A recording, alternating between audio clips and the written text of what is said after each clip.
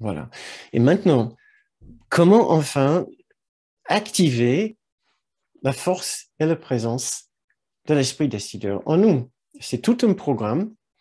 Et d'ailleurs, c'est le programme que nous allons suivre lors de ces séances le jeudi soir. Si ça vous intéresse d'y assister ou de simplement regarder ces séances en replay. Nous commençons et j'aimerais vous inviter à réfléchir à ces suggestions comme une sorte de contemplation, une sorte de méditation, si vous le souhaitez, pour mieux les intégrer. Tout d'abord, comme nous avons dit tout à l'heure, nous devons d'abord savoir que nous ne sommes plus en paix.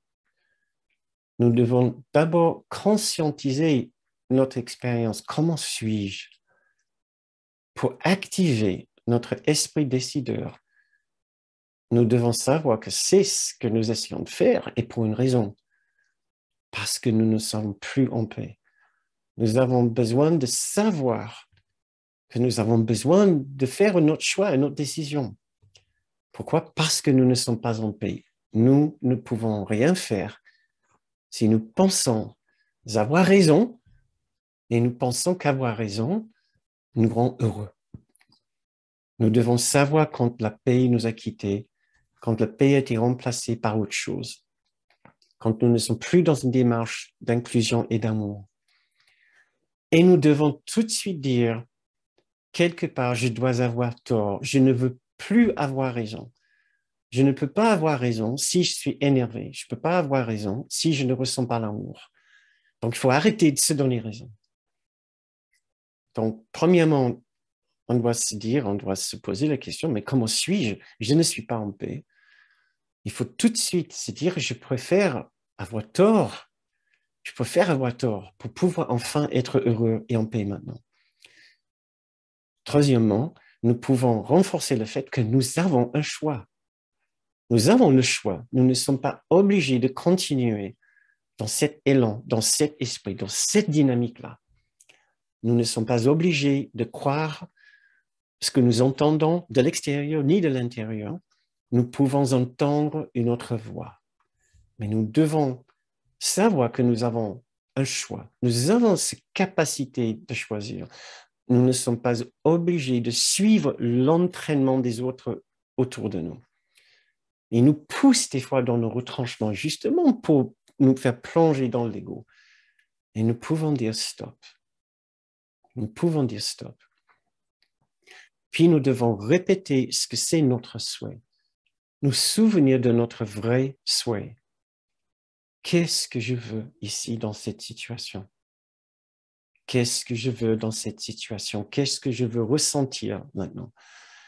Quelque part, trouver le moyen de nous dire, je veux la paix par-dessus tout. Je veux la paix de Dieu. Et comment, vous savez, si vous avez lu cette magnifique leçon, je pense que c'est le 95, vous allez peut-être me rappeler lequel c'est. Je veux la paix de Dieu. Ah non, c'est pas ça. Ah, yes. Et ça commence avec ces mots. Ah non, c'est pas avec 95, je suis sur 89. Non, je me souviens pas. Je veux la paix de Dieu commence avec ces mots.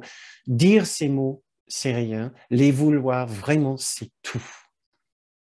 Donc, dans cette étape-là, les dire, les vouloir, c'est tout. Je veux la paix maintenant. Je veux connaître l'amour pour cette personne. Je veux plus connaître la haine ou l'aversion. Puis vouloir de tout notre cœur que la paix revienne. Ce n'est pas simplement que nous devons déterminer à nouveau notre intention, mais nous voulons déterminer que nous voulons cette paix avec tout notre cœur. Il faut en fait que notre souhait pour la paix soit plus fort que notre désir pour la guerre. Il faut que notre souhait pour la paix soit plus fort que notre désir pour la guerre. Puisque si nous sommes en guerre, c'est parce qu'une partie de nous le désire. Il faut que notre souhait pour la paix soit plus fort que notre désir pour la guerre. C'est ce qui va nous basculer d'un esprit vers l'autre, de l'esprit faux vers l'esprit juste.